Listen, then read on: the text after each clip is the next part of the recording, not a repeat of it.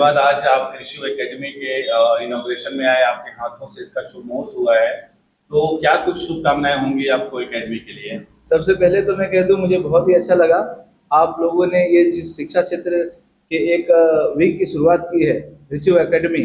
आप समझिए ये बहुत ही अच्छा कार्य आपने किया है कि समाज में लोगों को शिक्षित करने का आप कार्य करेंगे, और खास करके वो बच्चे जो यहाँ से पढ़ के निकलेंगे, मेरी शुभकामनाएं हैं वो जीवन में बहुत आगे बढ़े। देखिए, शिक्षा एक ऐसी चीज है जिससे जो व्यक्ति के अंदर संस्कार, गुण और परिवर्तन लाता है, और ऐसा परिवर्तन जिससे हमारे देश में हमारे युवाओं को उसकी जरूरत है। यही युवा जो है वो कल देश के प्रधानमंत्री बनेंगे, कोई नेता बनेगा, कोई इंजीनियर बनेगा, कोई साइंटिस्ट बनेगा, कोई डॉक्टर बनेगा। तो युवाओं के अंदर एक ये जो प्रेरणा का आप कार्य कर रहे हैं शिक्षित करने का, वो बहुत ही सराहनीय है। और कहते हैं ना, इस तरीके से आप जब याद करेंगे, गुरु ग्रह गए पढ़न रघुराई, अलग काल विद्या सब पाई। तो कहने का तात्पर्य है, जिस तरह से प्रभु श्री राम भी जब गुरु के यहाँ गए थे तो अल्प काल में ही बहुत सारी शिक्षाएं उन्होंने प्राप्त कर ली थी। उसी तरीके से आपकी जो एकेडमी है, मैं आपको बहुत शुभकामनाएं देता हूं, बधाइयां देता हूं। यहाँ पर आकर शिक्षित होने वाला हर बच्चा जीवन में बहुत आगे बढ़े, तरक्की करे और एक अपने विकासशील जीवन को प्राप्त करे। तो मेरी शुभकामनाएं बहुत सारी आपके साथ में है, और मैं ये आपको शुभेच्छा देता हूं कि निरंतर दिन रात आप चौगुनी प्रगति करें। एक स्पेशल ऑफर या स्पेशल तय किया गया है, अगर रिजल्ट नहीं तो फीस नहीं, यह कंसेप्ट आपको कैसा लगा?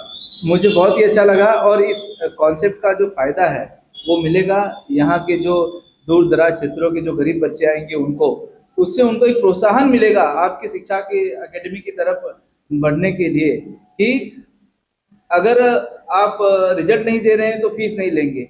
इसका तात्पर्य ये है कि आप जो इसमें मेहनत करेंगे वो दिल से करेंगे, और जब आपकी मेहनत और लगन दिल से और अच्छे से होगी तो बच्चों में उतना निखार आएगा, बच्चे पढ़ाई की ओर अग्रसित होंगे और जीवन और समाज में कुछ अच्छा कार्य कर पाएंगे। विनय कुमार दुबे, वीके दुबे के पर्सनल लाइफ में क्या कुछ चल रही है, और आजकल वीकेडीएल काफी तेजी से ट्रेंड हो रहा है, तो वीकेडीएल के बारे में क्या कुछ कहना है? वीकेडीएल जो है हमारा एक माध्यम है।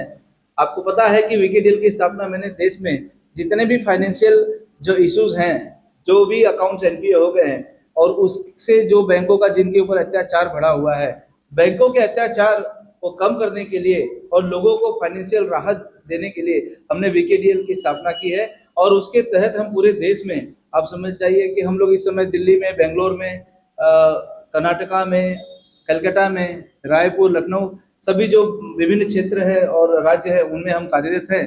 तो वीकेडीएल के माध्यम से भी हम एक अच्छा सेवा का कार्य कर रहे हैं। और आज लोगों को पता है कि वीकेडीएल एनपीए एडवाइजरी काउंसिल किस तरीके से कम 500, 600, 700 लोगों को, खातेदार लोगों को हमने रिलीफ दिलाने का प्रयत्न किया है सरकार से, और उनके लोन को जो है 30 to 40% में सेटल कराने का जो एक हमने साहसिक कार्य किया है। क्योंकि आप देखते हैं कि कई लोगों के बैंक वाले जो होते हैं, प्राइवेट फाइनेंसर्स जो है, कई लोग घर हड़प लेते हैं, उसको ऑक्शन कर लेते हैं, प्रॉपर्टी को हड़प लेते हैं, और कई ऐसे बेहद संजीदा मामले आए देश के अंदर। आपने देखा होगा कई व्यक्तियों ने, उद्योगपतियों ने, बेचारों ने सुसाइड तक कर लिया। तो ऐसे लोगों को राहत दिलाने का कार्य हम कर रहे हैं वीकेडीएल के माध्यम से।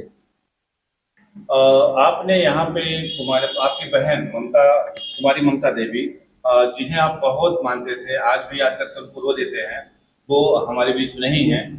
उनका जो कुमारी ममता देवी चैरिटेबल ट्रस्ट है, उसके थ्रू आपने यहाँ पे एक एसी का दान किया है बच्चों के लिए, तो इसके लिए बहुत आभारी हैं हम सब आपके। क्या कहना चाहेंगे? मैं आभारी आप सबका हूँ कि आप सबने मुझे बुला के इतना प्यार और सम्मान दिया।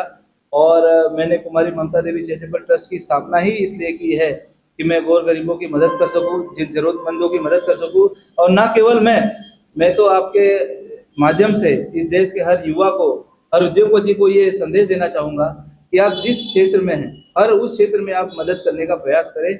जितने ज़्यादा से ज़्यादा आप लोगों की मदद करेंगे, लोगों की दुआएं मिलेगी, अच्छा कार्य होगा, और हम अपने देश और समाज को आगे बढ़ाने की कोशिश कर सकेंगे।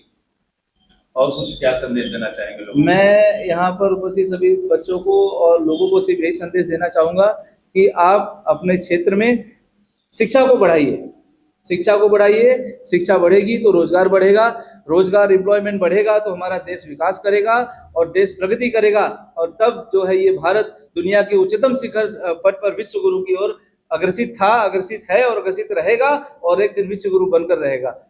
जय भारत।